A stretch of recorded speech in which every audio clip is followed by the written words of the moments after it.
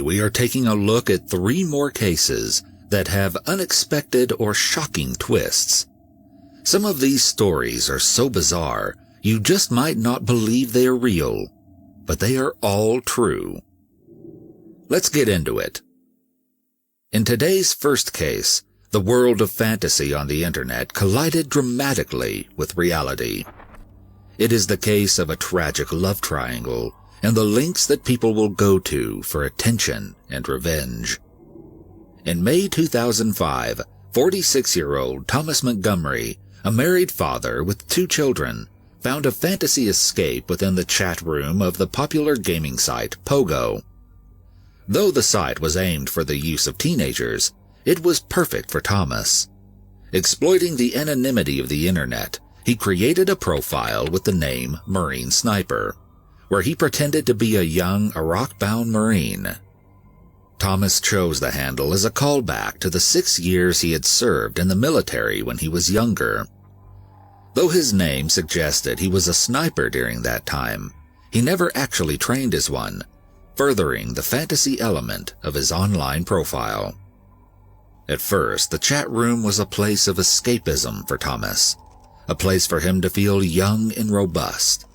But soon, one of the players on the site, by the handle of Tall Hot Blonde, caught his attention. The two started chatting, and Tall Hot Blonde told him that her real name was Jessie, and that she was 18. Jessie told him she was from West Virginia, and that she was a senior in high school who played softball. Thomas responded by telling her that he went by Tommy, and that he was also 18. Believing that they would never meet in real life, he saw no harm in the lie.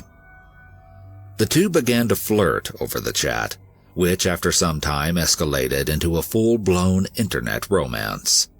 As their online courtship progressed, Jessie began to send Thomas photos of herself, which became progressively more provocative. Thomas returned with photos of himself from 30 years earlier, ones where he was almost unrecognizable to how he looked now. The relationship soon went beyond the chat room, and the two started to talk on the phone, trading love letters and gifts. And all the while, Thomas knew that he was lying to Jessie, but the relationship had become completely consuming for Thomas, which he later described as more real to me than real life. It was like a drug that I needed every day. Over the chat, Jessie wrote, "I love you always and forever, Tommy," with Thomas responding, "I've never felt this way." But the fantasy world of the internet can only stay separate from the real world for so long. Sometime in March 2006, one of Thomas's daughters used his computer just when Jessie messaged him. Startled by what she read, she immediately told her mother, Cindy, who then went through Thomas's computer and found all of the pair's messages, love letters, photos, and even a pair of red underwear that Jessie had sent Thomas. Enraged and hurt by the lies and deceit of her husband, Cindy took matters into her own hands and messaged Jessie back. She sent a photo of their family and wrote, "Let me introduce you to these people. The man in the center is Tom, my husband since 1989. He is 46 years old. Do not trust words on a computer. Let this go. You will only be hurt by a man who had mastered the art of manipulation and lies." Jessie responded with horror, texting Thomas and telling him that she hated him and that he should be put in jail for what he had done. But the saga didn't end there. Dealing with her own heartbreak, Jessie went through denial, and she ended up tracking down one of Thomas's co-workers, 22-year-old college student and part-time machinist Brian Barrett.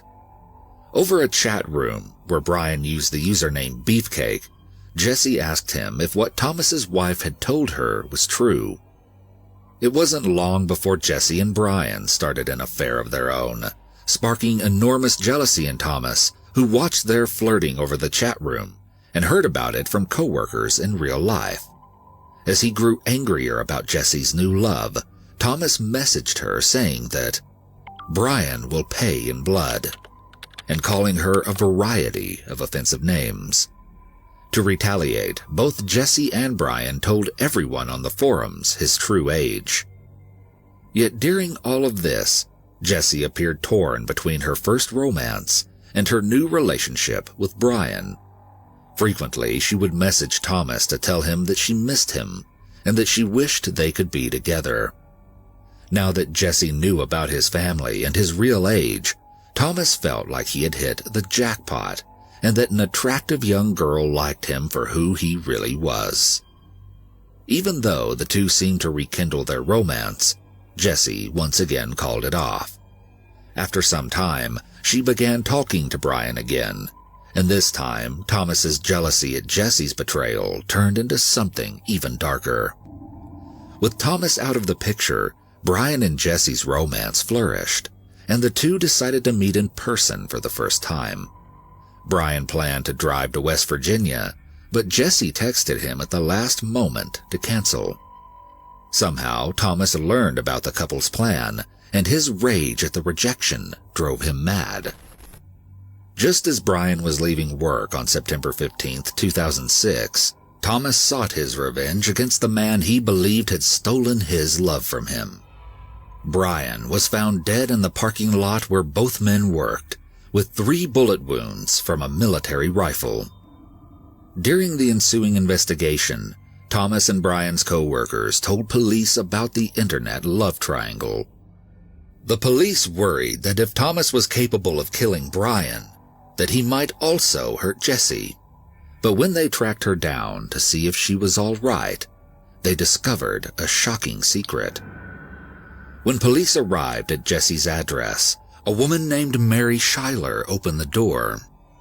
Under the pressure of police questioning, 45-year-old Mary revealed a tangled web of deception and lies. She was Jesse. Mary had been catfishing both Brian and Thomas, just as Thomas had done with her. The photos she used to create her fake online profile were of Mary's own real daughter, Jessie.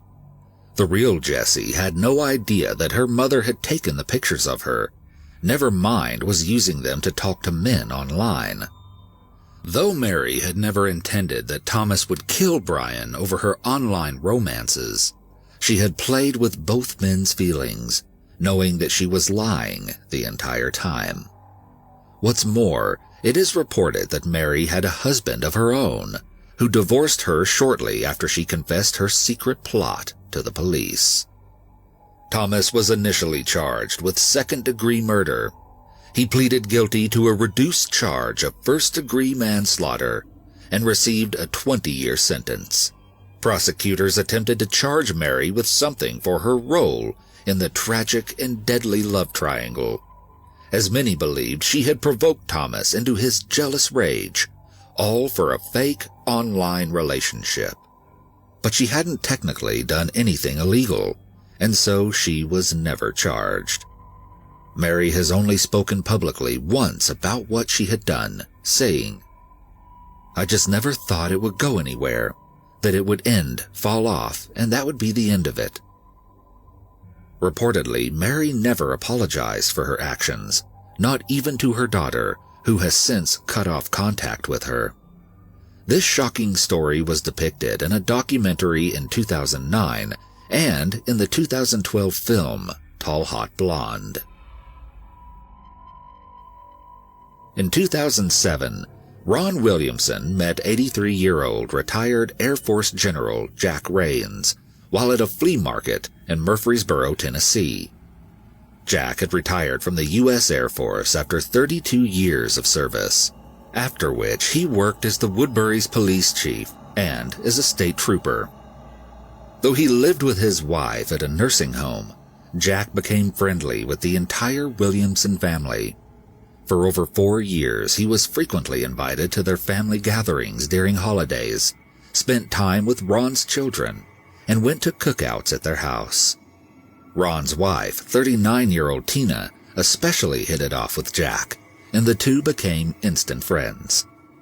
Tina and Jack eventually went into business together, where they bought and sold used cars. Because of their work together, the two opened a joint checking account. Jack and Tina spent large amounts of time together and grew incredibly close. On August 31st, Tina was picked up at her home by Jack, and the two went for breakfast together and ran some errands before he once again dropped her off. The next day, on September 1st, Ron and Tina went to visit Jack at his home. As soon as they arrived, they realized something was off. They had a key to the house and let themselves in. Inside, they found Jack dead, sitting at his kitchen table in his underwear and undershirt. Ron reported the murder to the police, telling them that it looked like there had been a robbery. It was uncovered that Jack had likely died the day before he was found, on August 31st. Jack had been shot multiple times, including 5 gunshot wounds directly to the back of his head.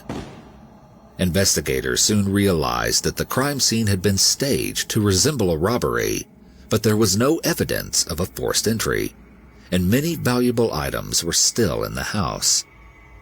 Police soon had a suspect in mind for the gruesome and shocking murder: Tina. She was arrested on December 4th.